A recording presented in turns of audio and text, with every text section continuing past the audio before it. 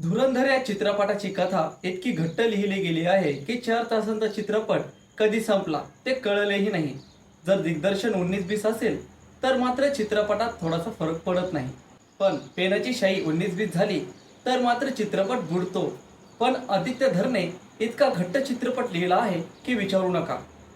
संपूर्ण चित्रपटाचा आत्मा म्हणजे त्याचा दुसरा शेवटचा चॅप्टर अननॉन मॅन, आणि शेवटच्या भागाचे शेवटचे क्षण पब्लिक क्लायमॅक्स सस्पेन्सफुल होते की नाही हे पाहतील. मग पुढच्याच मिनिटात असा एक ट्विस्ट येईल की तुम्ही हादरून जाल आणि म्हणाल की पहिला भाग बघितला तेव्हा तुमच्या लक्षातही आलं नाही, दुसरा भाग बघून सुद्धा तुम्ही त्याकडे एकही लक्ष दिलं नाही. तुम्ही या अँगलकडे लक्ष का दिलं नाही? जेव्हा चित्रपटात तिसरा आणि सर्वात जास्त शिट्टी वाजवणारा ट्विस्ट येतो तेव्हा तुम्ही या ट्विस्टमधून सावरत असाल. धुरंधरचा दुसरा भाग जास्त खतरनाक आणि क्रूर आहे. खुर्चीवर बसलेला व्यक्ती पाहून ते हलतील आणि अशी दृश्य आहेत, पण ही दृश्य विनाकारण दाखवली गेली नाहीत.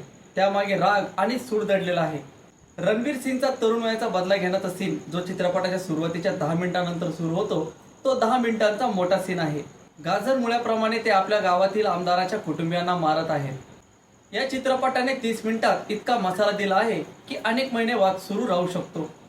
एका पाकिस्तानी शीखला ईशा निंदच्या खोट्या आरोपाखाली जमावाने मारले. केवळ पाकिस्तानच नाही तर बांगलादेशनेही या चित्रपटांवर आक्षेप घेतला आहे. तर अतिशयोक्ती होणार नाही, मेजर इक्बाल आणि त्याचा बाप निवृत्त ब्रिगेडियर जहागीर यांच्यात असा संवाद आहे की प्रत्येक बांगलादेशी पेटून उठेल.